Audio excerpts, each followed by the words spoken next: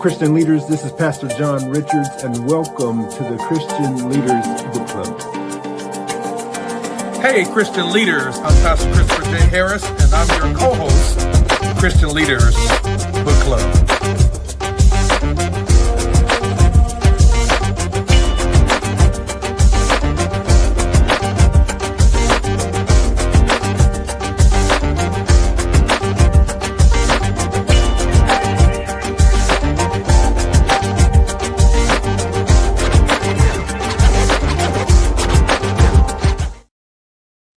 Well, what's up, everybody? Welcome to the Christian Leaders Book Club. Happy Friday to all of you. And it's the month of March, and we're moving right along. We're coming right along. I've got my partner in rhyme, partner in rhythm. I need another R, Pastor John. Partner in respect. There you go. Gotta have at least three. Yeah. This has been a year and at least 3 months now that we've been operating and active with the Christian Leaders Book Club, and we're so honored and thankful for all of you on whatever platform you're on. We're on YouTube, on 2 different channels on YouTube. We're on Facebook, 2 different Facebook pages. We're on LinkedIn, and so whatever platform you're watching or listening to this on, we're thankful that you're here. That is Pastor John Richards, John C. Richards Jr. with a period on the end. I am Christopher J. Harris, and we're honored and thankful to be with you today. Pastor John, what's up, man? What's going on, Pastor Christopher, man? I'm doing well. It is spring break week, so we are chilling.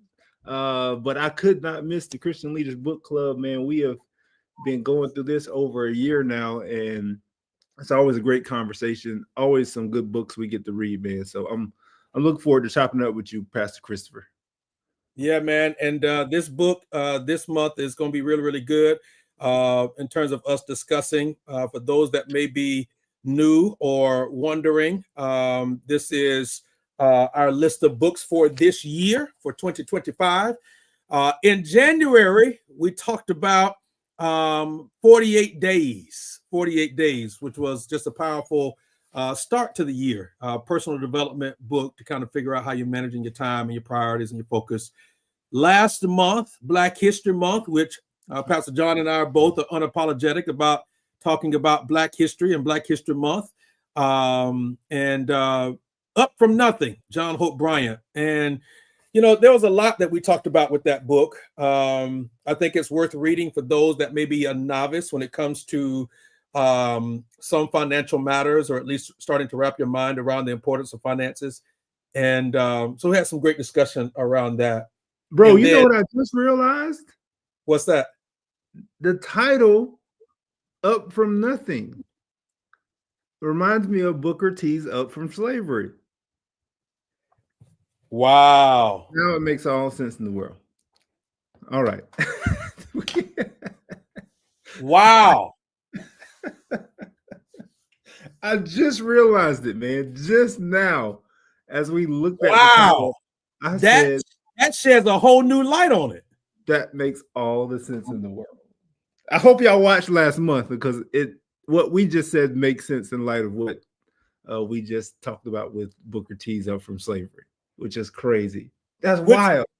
Which you would have had to have read Booker T's book in order to make the connection that we're just now making just now. Yeah. And it explains why he argued the arguments that he was arguing. Facts. Exactly. That was very intentional on his part or the publisher's part. Oh.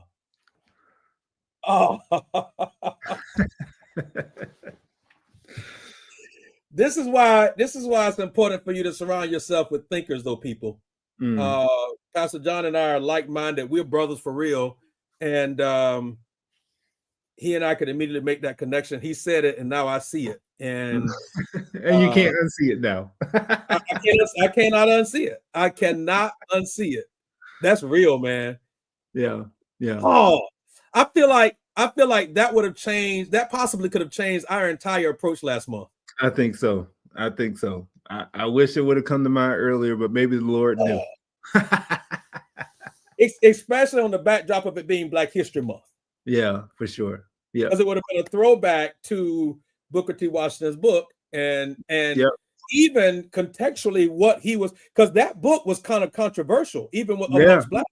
I mean, that's the conversation between Du Bois and Washington. Two different approaches. You know what I'm saying? Wow, man. Yeah. I feel like we owe him an apology. Context matters, but this is very important for what we're going to talk about this month. Yes, because here's the deal, though, and I wonder if he even knows this, because why didn't they say anything in the book as a mirror or as a pivot from Washington's book to this? Yeah, like in the preface, introduction, somewhere, right? Yeah. Yep. All right, we ain't gonna get stuck on that. That was last month. My bad. What a great revelation, man. No, that's good. So today, this month, we deal with this: when faith disappoints. I've had Lisa Fields.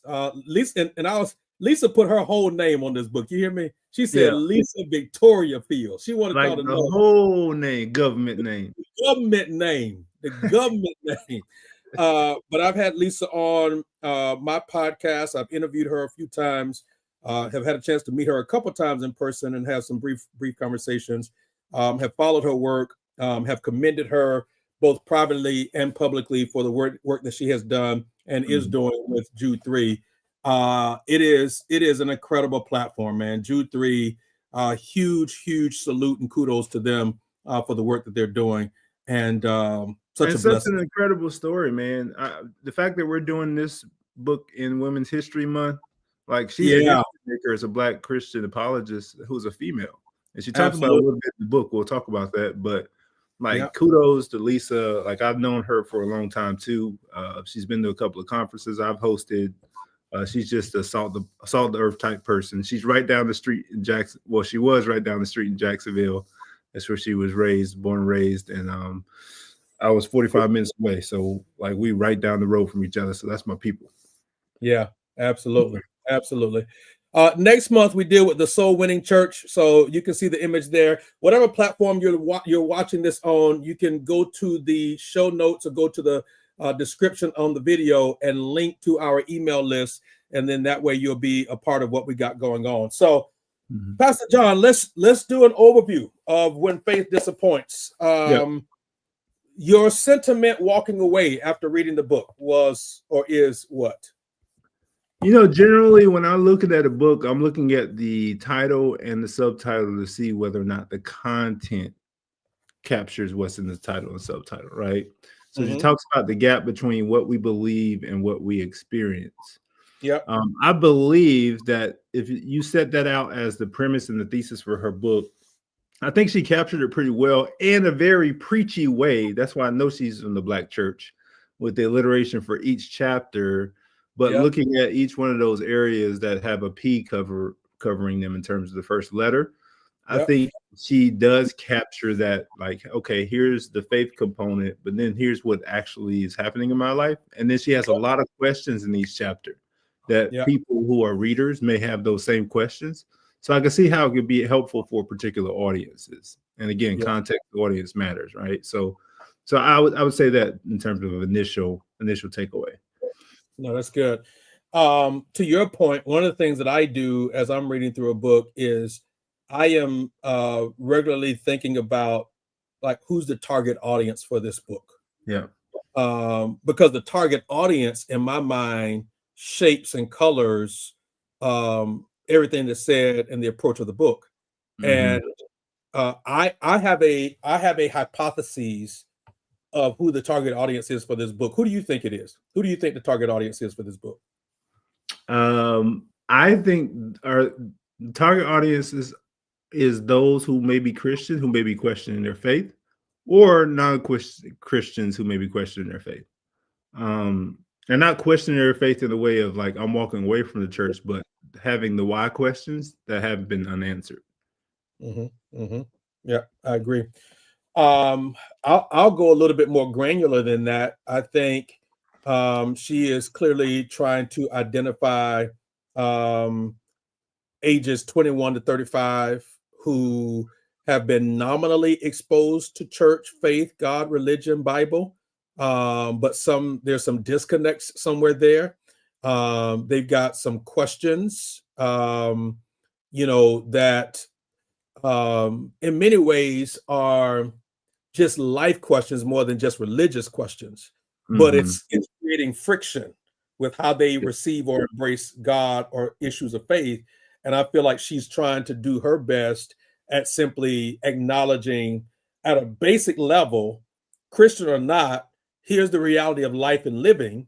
Let me tell you how I've gotten to where I am and some of my story, and help build a bridge for you that would help people to at least then give another yes to God, or give a yes to God to say, let me see if this thing makes sense. That's very important for anybody who wants to be a potential author. When you think about audience, even the way you quote scripture, right? She does it in paragraph form and not necessarily straight directly quoting it, right? So she says Solomon says, or David says, or Asaph says. And so she's removing the barrier of the Bible being quote unquote authority for some people, and say, hey, this writer says this. You see that happen in Andy Stanley's sermons, because he's a seeker friendly pastor, right? So content creation, whenever you're creating content, audience matters. Yep. Who they are, where they are, what they've got going on is what colors and shapes your approach more than your preference as an author. So I thought that was really good. I want to take a moment before we really dig into some of the chapters. I think it's important to acknowledge the field that she's in and the importance of it in the church world today. So she is, and you've acknowledged this already, she's an apologist, right? Apologetics, which is what Jude 3 is about. It is being prepared to answer your faith or give a defense of the faith. At the timing of this recording right now, Pastor John, even just in the last, 5, 6, 7 days, there are all kinds of heated discussions on social media, online, and other places about the health of the church, the health of preachers, those topics around, whether pastors are walking in integrity, issues around money, offerings, tithing, all the things, right? What do you think? Like, because I know you also have your other podcast about preaching. Somebody listening to this and they're in ministry, what do you say to them about apologetics if they're not familiar with it? If it's a new framework for them. If it's a new framework for them, I think that they should be diving in head first into this field. Only because when you think about the next 10 to 15 years in the church, you think about this idea of folks who are currently, quote unquote, deconstructing faith. What you're going to see is the need for more apologetics in your content, in your sermons.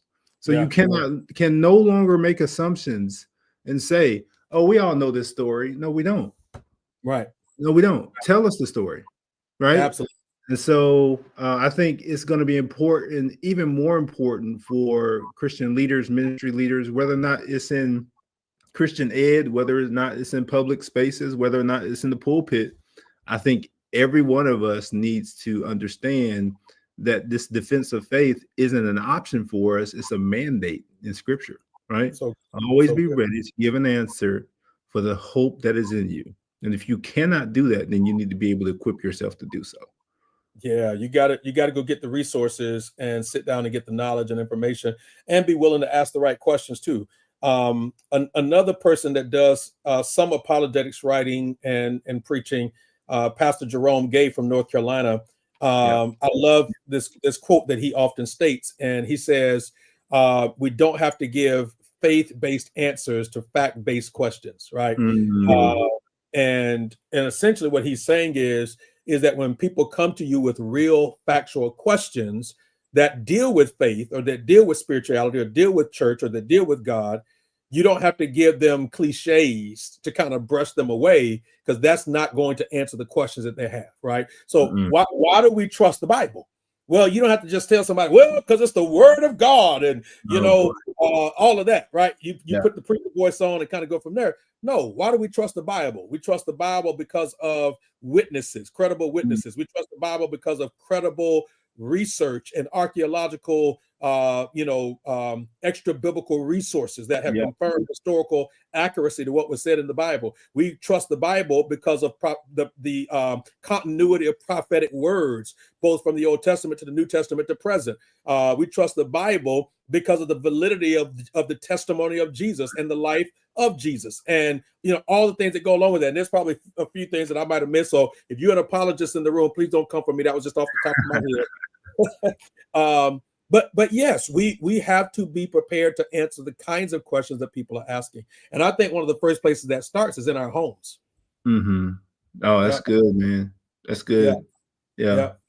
For those of us that are parents or cousins, aunties, uncles, we've got to be prepared to not only answer the questions, but here's the other thing that I think is a missing component in the discussion around apologetics, and that is consistent living. Like, does your life match the faith you preach about or the faith that you proclaim? That's your greatest apologetic right there. Right there, man. Yeah. Right there. Because most of the people who have complaints about Christianity don't have complaints about Christ. They have complaints about Christians. Yes, sir. Yes, sir. Yes, sir. Absolutely. Absolutely. Stephen Coffey says, I like that. I like that. I like that. So let's jump into the book, man. Let's jump into the book. She opens up in chapter number 1. The chapter number 1 is permission to wrestle. And I love that because she is she's given not just the permission, but she's acknowledging that as a Black or brown person in particular, because she addresses that audience multiple times using that terminology, that it's okay for you to wrestle with issues of your faith, that you're not a bad person or a bad Christian because you have questions. Yeah. Talk about that, man. So I like the conversation. Here's the thing that was good for me in seminary. And she talked about this a little bit in the book, right? You go to seminary thinking, man, I grew up in Sunday school. Like, this is going to be kind of like she said, an extension of Sunday school, right? Man, seminary is stretching, man. Those professors, even though many of them have deep faith, they're going to ask you questions that make you leave that class and be like, what in the world is going on, right? And so one of the things she mentions in that opening chapter that you talked about was our doubts aren't a reflection of our faith in him. If I could understand everything I need to know about God, then I wouldn't need faith. And so she's talking about that wrestling and why the wrestling is important. I think everybody needs to have a healthy amount of wrestling with their faith. Yep. Absolutely. Blackaby calls it a crisis of faith, where you get to a point where the tension of it all. One of my professors from seminary, Pastor John, he used to call it the bloody ground of the text. From Genesis, where the blood was spilled out on the ground from the brother being murdered. And, you ask yourself, man, why would God allow that? Why would God speak to that? Why would God permit that to happen? You hear stories like, the story of Job or other scenarios of John being beheaded. Like, man, this man gave his life to preparing the way for Jesus. And then because of a political leader, God, you allow for him to be beheaded. That's bloody ground. But working through the covenantal nature of God, the plan of preservation for God, and all those kinds of things helps you to navigate that. And so you're exactly right that if it's done right, seminary ought to allow you to have a fresh view of walking through the theological constructs of your faith. That's good, man. I love what she said when she said, man, why are we shocked by this? The way we get to know anybody is through questions. Yes, sir. You and I have been married for a long time, but when we started to get to know our wives, we had questions. Oh, listen. And I still have some questions. Right. Hey, I'm going to send that over to Miss Carmen and see what she says. Yeah. Yeah, man. You find out stuff about your spouse along the way as well. That's right, And the man. moment that you stop asking questions or being curious is the moment that you start drifting apart. And so, so she uses terminology that she says the pain points, right? Let's not avoid the pain points, which then serves as the framework for the book. She's trying to answer and work through individuals and the pain points that they have. So she deals with personhood. Who am I? Everybody is working through that identity question. Peace. How can I experience a sound mind and tranquility in the midst of chaos? Provision. How will my needs be met? Pleasure. How can I fight? How can I feel good? Purpose. Why am I here? Protection. How can I be safe? And then finally, how can I be in control? Power. And I almost wanted to start. I was going to tell you, I was like, man, I want to start with the last chapter and work our way back, because I think, the way that she articulates the conversation about being in control or not was masterful for individuals who have not yet figured out that you can get the degrees, you can have the 401k, you can have the great salary, you can get the nice house, you can, all the pictures of what success has been defined as by culture, and still not be in control. Yeah. Yep. Still not be in control. Yep. Yep. And so she addresses that in a significant way. Anything else you want to kind of look at before we move to the first chapter or the next chapter on personhood? I think you laid out the different chapters, man, with those questions, and we're going to work through them. So I think we're good. All right.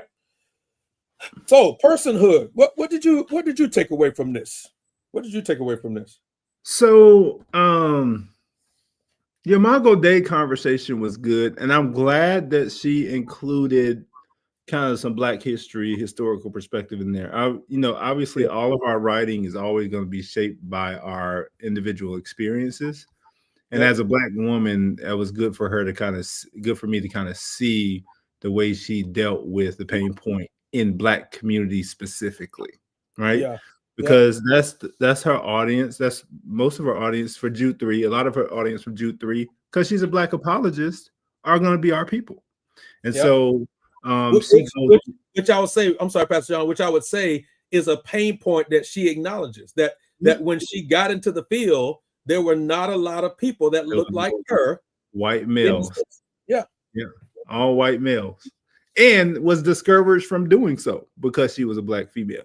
Listen, man, which is a whole nother thing, right? So she dealt with biblical texts where people really just butcher them, including the Curse of Ham, right? Dealt with some historical realities in Black communities about Blacks having borrowing power or their property appraisal values, and those things saying to us that the Imago Dei in us is not as valuable as the Imago Dei in other persons. So what do you do with that in terms of personhood when people around you are treating you in that way, right? And how you reconcile that? Yeah, absolutely. I am often surprised. I want to back up to the Curse of Ham thing. This past Sunday, I preached on 1st and 2nd Timothy. You don't deal with, in my estimation, not in a healthy biblical way, you don't deal with 1st and 2nd Timothy and not at least at some way address Paul dealing with the notion of slavery in there. Yeah. So really, there's three what I call punchy passages. The passage about women in ministry, the passage about alcohol, and then the passage about slavery, right? So I didn't go as deep as I could have in it. As a matter of fact, I recommended to the people, I did a previous Bible study about 2 years ago that's on our YouTube page. Does the Bible endorse slavery, right? And I told them, go watch that message, because I don't have time in this sermon to deal with all of what I dealt with. But I just showed a couple of pictures of the slave Bible.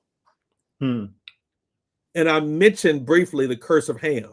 And to your point earlier of, the story, not only do people not know the story, they often don't know the history. Right, man. Yeah. They often don't even know that these were facts that actually took place. And if your school and your schooling never allowed you to deal with those things, or you dealt with a professor or instructor or a preceptor or a teacher who kind of skipped over it or glossed over it, then you absolutely don't even know like how all of these dots connected. And so I say all that to say the fact that she unapologetically dealt with that is like a good job, Lisa. Good job. Big kudos to her for that, man. Big kudos. And it didn't even have to be like long. Like it was succinct, but she dealt with it. You know what I mean? I know we had critique last month about the author not necessarily dealing with some of the stuff even succinctly. I think she does a really good job of dealing with some of those. And that's what this book is about, the questions that people have. So obviously she has to deal with them. So I'm glad that she did. Yeah. Which brings me to another point of commendation for the book. Man, it wasn't too long. Right. I think again, no target audience. Because let's just be honest, this could have been a 200-300 page book easily. Correct. You know, you start putting some sources in there, some heavy research, all the biblical references, typing them out, you know, putting all of that stuff. She could have like really, really went there. But she, again, knowing her audience, she's like, I got 160 pages or less to keep their attention. That's it, man. Didn't work through the types of apologetics, logical apologetics, presupposition. All that. It's like, no, I'm gonna give you the meat. I'm gonna give you the meat that I need to give you. So it's good. Yeah, man, absolutely. So that's the chapter on personhood. Who am I? And really being able to articulate who you are. The second or the next chapter, I say second, but it's really the third chapter. But the next chapter is about peace. Talk about that, Pastor John, what you got from the book there. And as you talked about mental health and all that kind of good stuff. Yeah. So the chapter on peace gave me a couple of pieces that I want to point out here. Let me grab one of them right quick here. Sure. And those of you that may be listening or watching, we'd love to hear from you as well. Just kind of share if you had a chance to read this book with us, what your thoughts are about it and all of that. Go ahead, Pastor John. So I thought she was really, really transparent in this chapter around like personal things that really disrupted her peace. But also really, really transparent about the idea that peace has often been misunderstood in the Christian space, right? Because negative emotions isn't the absence of peace. And she kind of pointed out, hey, Jesus had them. He was upset. He was heartbroken. He had all types of negative emotions, but he didn't let them control him. And she said that was the distinction between peace and letting your negative emotions control you. And I thought that was a really good treatment of this idea that peace isn't the absence of negative emotions, because people think it is. It's like, man, I could never have sadness or any of this other stuff and have peace, but that's not necessarily true. Yeah. She talked about that peace being multidimensional and holistic. Peace with God, peace with others, and then peace within. That's on page 41. So I agree with what you said. I think her treatment of it was good. I would say this, two things, and I'm only bringing this up because she mentions it at a high level in the book, and I felt like there could have been a place there for how do I apply what she's teaching? How do I apply what she's saying? So she kind of mentions spiritual disciplines in the book for a moment, but she never really kind of addresses spiritual disciplines, right? And I thought, like, okay, you mentioned it, you kind of whet people's appetite with it, but you really didn't unpack that in a way that people could then wrap their minds around it. I also think that it would have been great to maybe have included a couple quotes or a couple suggestions around the mental health conversation from some mental health professionals to help challenge the reader, because the target audience that I believe that she's writing to, they are unapologetic about dealing with counseling and mental health and going to therapists and that kind of thing, but in some ways have abused that as well, with thinking that a challenge in your life all of a sudden is a trigger. And that's not always the case. Sometimes life is just lifing. And I think Lisa's trying to address that. She's trying to deal with that pain point, but I don't know that she says that so emphatically that it helps people to walk away with that clarity. Yeah, that's true. I think she does normalize therapy though, because she Yes. talks about it consistently through the book, talking about her own therapy sessions and Yep. how they help her through it. And Yep. so you don't often see that in Christian spaces from Christian leaders. Yep. Talking about the idea that, hey, this is normal. We can normalize this, and it's part of our journey and our healing process as well. Yep. Absolutely. Absolutely.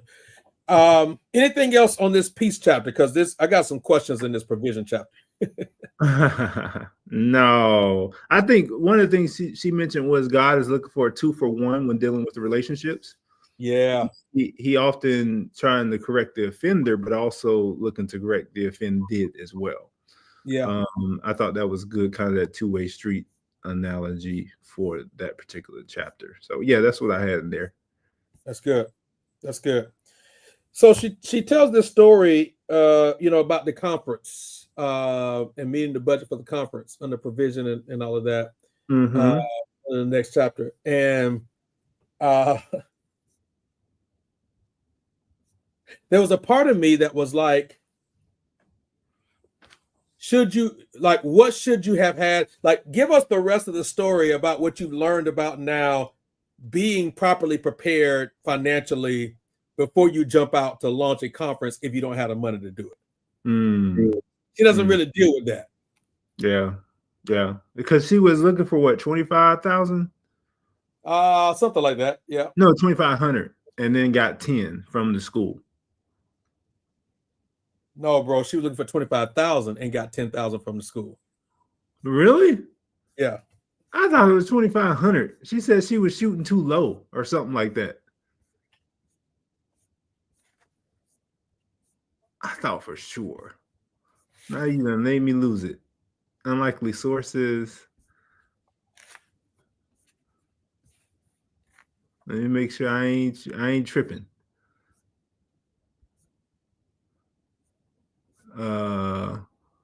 To pull off the she said to pull off the conference would take more than 50,000. I never raised that much. I created a sponsor package.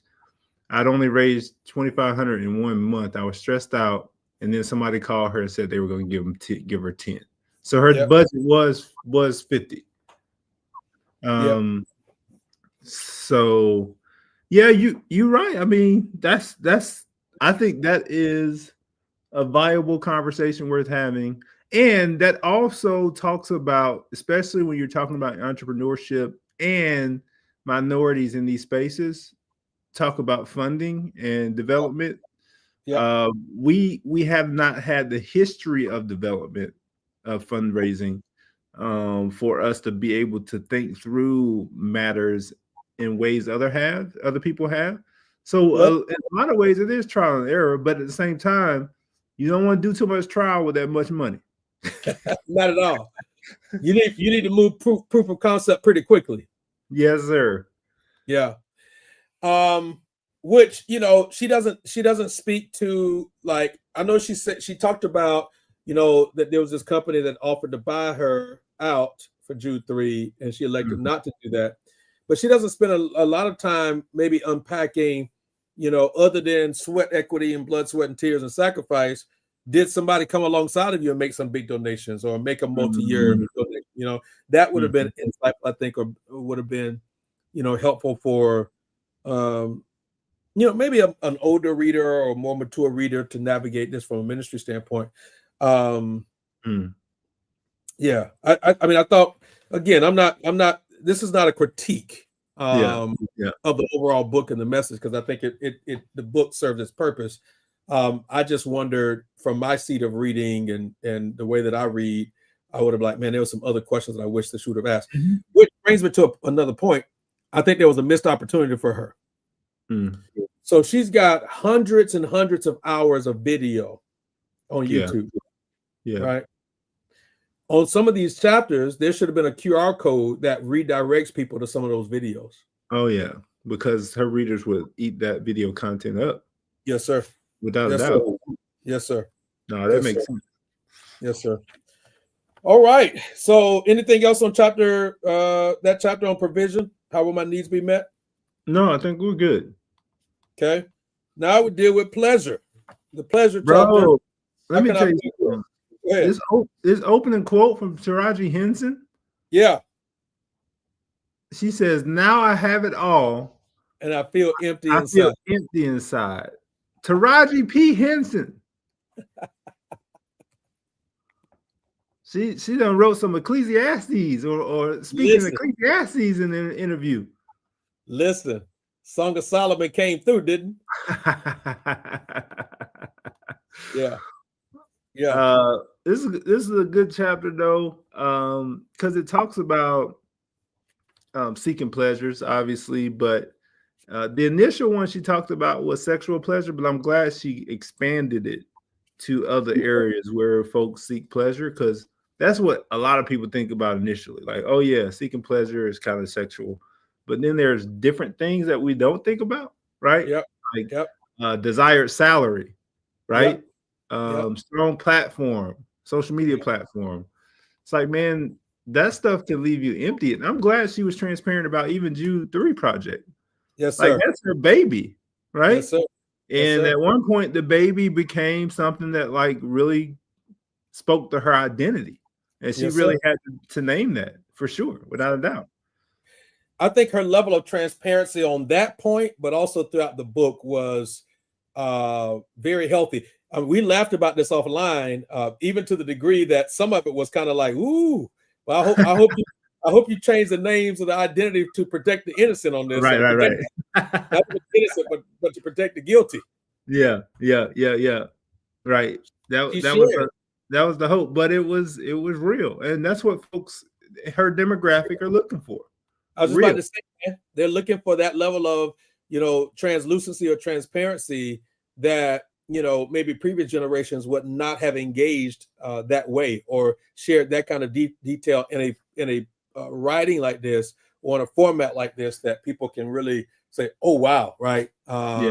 Person had this pain point and I can identify with that. So this is why I'm going to listen to them. So that was Pastor really good. Christopher, do you remember when Uno came for all of us? Hey, she talked about it in this chapter, right? Pastor John, I included it at the end of my message on Sunday. Did you? I included it. I'm gonna send you the clip and tell you the timestamp of it so you can go and fast forward through the message. That's great. Because what I said was, because the title, the way I titled it, 1st and 2nd Timothy, was doing church God's way. So I closed it up by mentioning Uno and the Twitter account and all that. And then I landed the plane by saying, we do not have the right to make up our own rules. That's the takeaway right there. That's the takeaway right there. I was playing with my daughter the other night. She's like, are we playing exponential? I was like, girl, what is an exponential? I ain't never heard no exponential. She's like, well, if you do a draw 2, I can do a draw 4. Just take it up exponentially. You are 10 years old. What do you know about exponential? That is not the rule. Yeah, she did mention that Uno thing in the book. I love that. Yeah, I thought it was good. I thought it was a good analogy. And it definitely works in various contexts. Yeah, certainly send me over that link, man. I want to check out the whole thing anyway, not just that. I will.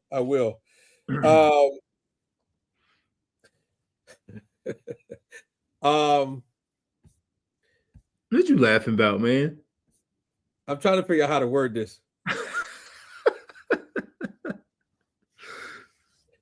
Clark, if you're out there, thank God you reconciled. Hey, and for those of you who are in the book club, you had to have read the book to understand what he's saying. So we're not even going to explain that, okay? He said, Clark, if you're out there, we're happy that you all have reconciled. And I hope Clark is not your real name.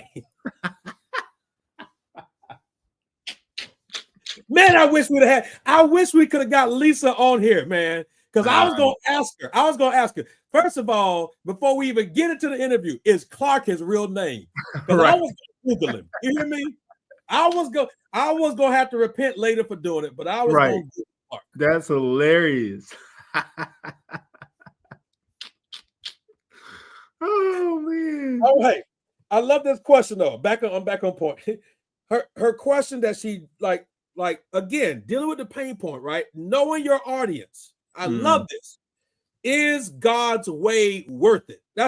She literally types that in the book, and that's the section in this chapter about pleasure. Is God's way worth it? And let me tell you why that's so powerful. Because all she's doing is taking some questions from the Psalms. That's what the psalmist asked. Yeah. And the psalmist did have, be thou not envious of the workers of iniquity, for they shall soon be cut down like the grass and wither like the green herb. That's what the psalmist said. And she's asking the question, right? Is God's way worth it? And basically, she says here on page 99, we're asking, is it worth it? Will it pay off?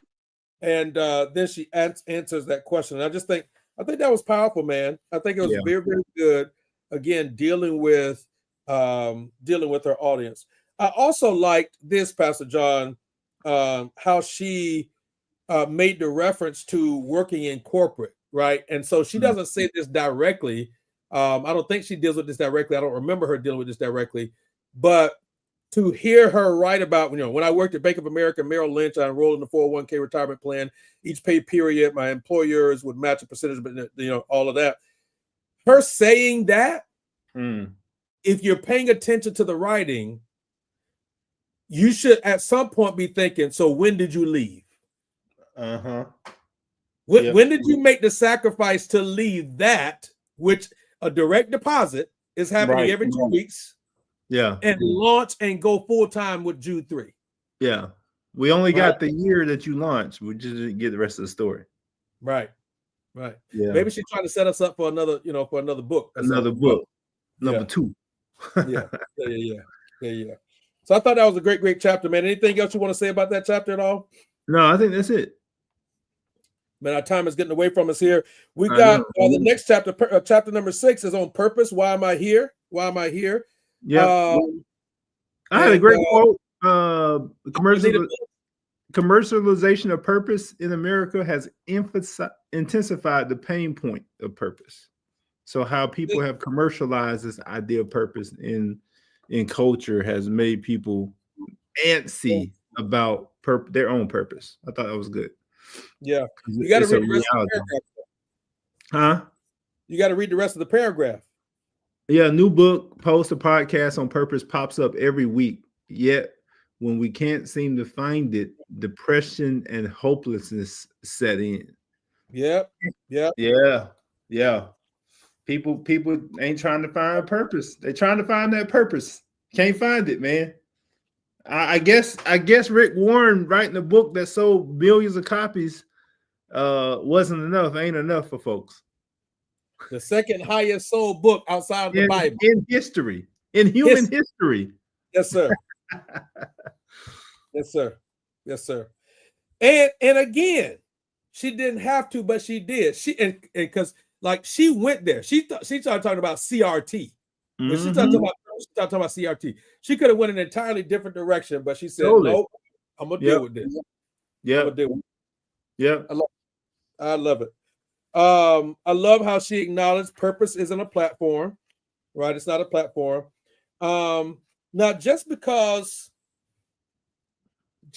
of my own studies, I don't disagree with what she said about purpose in this chapter. I do think I would have gone a different direction had I been writing that chapter about purpose. So I understand where she was going, right? And I get it, and I don't disagree with it. I get it. But I think a lot of what she was talking about was not just about purpose. I think she was talking about passion and talents and giftings, and used purpose as a broad umbrella to address those things. That's just my 2 cents. Okay. Yeah. I can see that. I did appreciate the fact that she said that purpose itself is about who we become and not what we do. Yes, sir. So I thought that was pretty good takeaway as well. That's good. Yep, that was definitely a pithy statement. Yes, it was, for sure. Definitely a pithy statement. By the way, man, she puts these prayers at the end of each chapter, which I think is good. Mm-hmm. You know, I think it would have also been helpful. You know, some CTAs, some call to actions at the end of each chapter as well. Would have been helpful, right? Would have been those a practical step that people would have been able to implement for the next step in this. Mm-hmm. Yep. Can we skip over the protection chapter and jump right into power for the sake of time? Oh, he ready for power. Let's jump into power. Let's go. Let's jump into power. I'm here for power. Power without love ends up being abuse from her daddy. Her daddy said, "Power without love is abuse." Yes, sir. Woo. Yes, sir. Yes, that sir. Ain't relevant.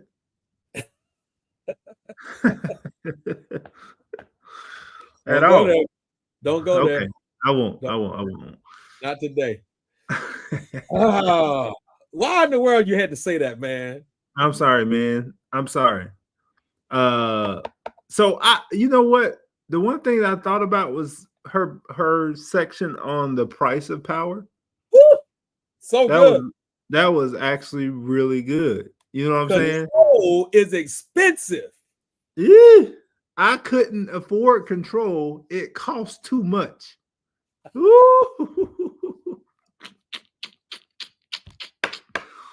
Only one person could afford the control. Yes, sir. Cue up the Hammond B. Yes, sir. Lisa. Yes, sir. That right there was the chunk in the middle of the chapter. I was like, okay, Lisa, I see you. I know you're a PK now. Hey, this the chapter right here that you preach when you're invited to go somewhere to talk about the book. Right. Right. That part, for real. Yeah. So I thought that part was really good. I do love again, man, just, you know, kudos to Lisa. And I don't know if it was her, I don't know if it was her editor, but we're going to give her the credit since she's the author or the publisher, right? Give her the credit. The conversations around manifestation, crystals, sage, you know, all of that when it comes to power. She dealt with it, man. She went right there acknowledging that these are real realities that people are asking questions about, and she answers the questions. Yeah. And to your point, man, like that's where your video links come in, right? Because she got longer teaching sessions on all that stuff. All of it. And I'm talking about these are not like lightweight videos. These are like you got to get your notepad out and be like, okay, let me write this down and get into it. Yes, sir. As someone who is new to Jude 3 or new to Lisa, I mean, that would have just been turnkey for them for sure. For sure. So her page is set up really well. Her page, meaning her YouTube page, is set up really well with the channels and the playlists, all that stuff. If she had created a playlist for the book and just linked that for each chapter. Oh my God, man. That's a win, man. Oh my goodness, man. Oh my goodness. You know, or even other books, other podcasts that she's been on, certain speakers that she endorses, much of what those speakers say. Those all could have been a part of the CTAs, the call to actions, or the next steps of what people could get into, man. So here's a publisher hack too. What you're going to find with a lot of publishers, particularly Christian publishers, is that they don't have the departments that think through things like that, right? Like some folks are like really content creators. Like, hey, we're going to push out content. Now, I don't know much about Monoma. But I haven't seen them have very much video wraparound content, right? So kind of depends on publisher, right? You would want them to think about it, but they're like, man, we just got writers and editors up in here. What you talking about? You know what I'm saying? Not saying that's the case here, but again, if you're a writer, author, you need to think through those things, especially if you have multiple publishers who are looking at your content for sure. I know some of the people on the board here, so when I say this, y'all owe me some money. But IVP tends to think about those kinds of things, right? Sure. Wraparound resources, whether that's some blogging or some videos, some PDFs, some discussion guides, that kind of thing. all accentuate the message. So that's Yeah. good. Traditional publishing, all you're gonna get is book and study guide. Yeah. I mean, that's just the bottom line. You know what I'm saying? So when it comes to loving God, his love language is obedience. Obedience. Yee! Okay, Lisa. Adding one to the 5 love languages and saying this is God's love language. Come on. Come on. I read that. Hey, Pastor John, I read that and had to put the book down and had a Baptist fit real fast. Went straight Baptist fit on them, huh? Yeah. When you follow his word and spend time with him in prayer meditation, you show that you love him. Loving God is essential to stewarding power well, because when you love him, you submit your limited authority to him and obey him. So she's constantly finding that balance to say, you may have some power, but it ain't yours. It's on loan.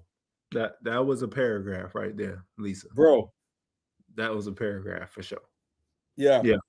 And I love statements like this right here. Let me go back, just back up one page. By the way, can you tell that this was my favorite chapter? Yeah, I could tell. Okay. All right.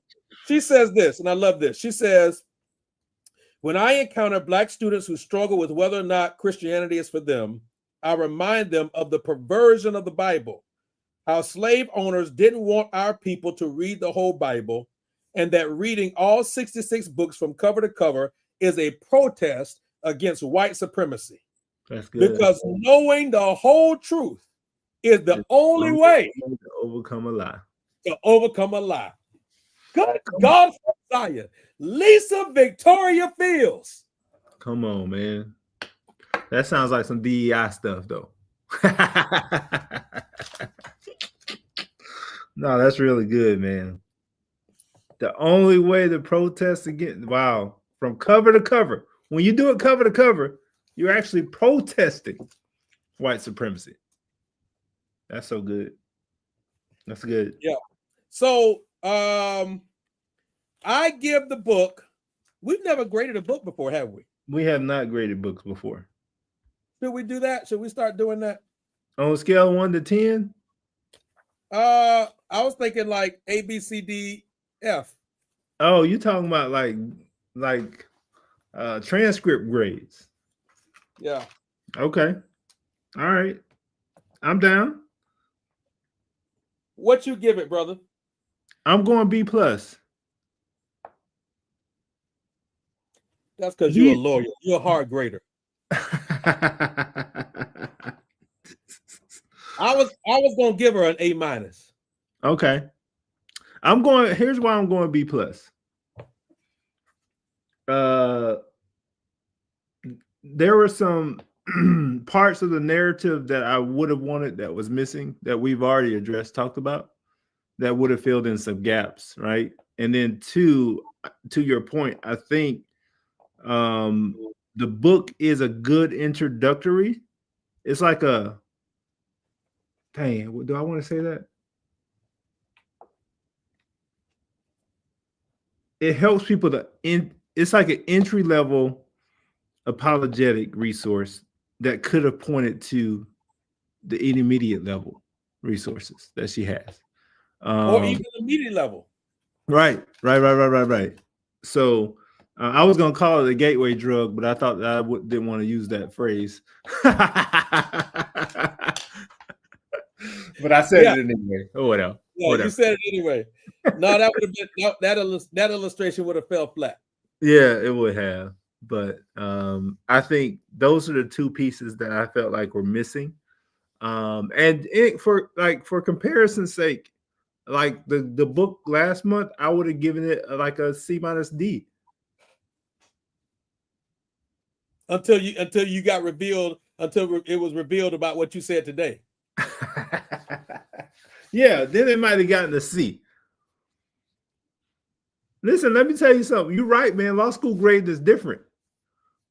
Everybody's brilliant. Everybody's brilliant in law school, so somebody got to get the lower grades. Well, yeah. I will also say I am a fan of books that clearly tell you who they're trying to reach. Mm-hmm.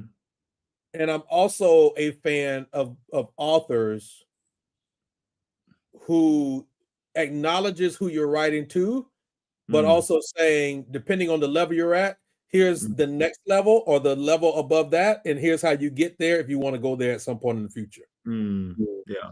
Yeah. And Yeah. because we know Lisa Mm-hmm. and the work that she does, I just think that we both agree that there was a incredible resource. This book is like freshman biology, but you've already had AP biology. Right. Yeah. So you know that there's another level of knowledge and comprehension and understanding around biology that introductory biology is just not touching. Yep. Yep.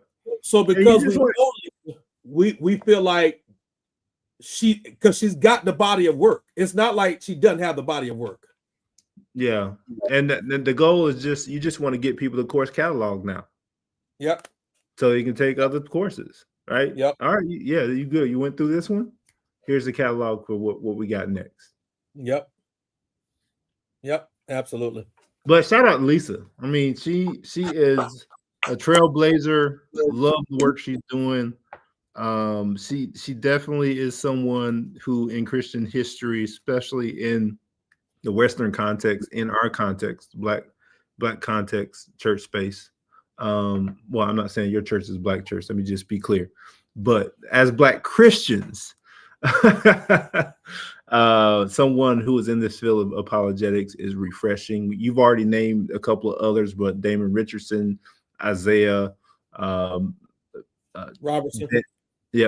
Isaiah Robertson, Benton, Kevin Benton's another. So several folks who are in this space now, but 2014, not many people were trying to do what she was doing about 11 years ago. So shout out Lisa, man. Shout out Lisa for sure.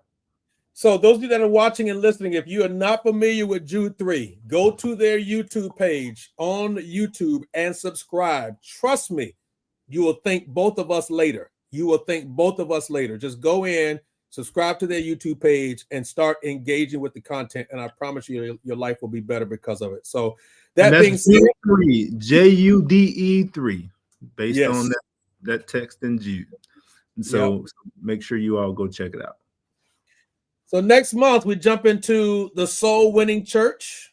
And again, whatever platform you're watching this on, there should be a link for you to subscribe to our email list. You can jump in and be a part of that. Follow Pastor John on YouTube. Follow me on YouTube. You can connect with us on social media. All of our social media is right there below. Thank y'all for listening in today. We'll see y'all next month. Wait. We're gonna talk about evangelism next month. So that makes us evangelicals. Bye. Appreciate y'all. This guy, y'all, that's so loaded. That is so loaded. And if you don't even get that reference, you got to come back next month. Next month. We'll see y'all. Peace.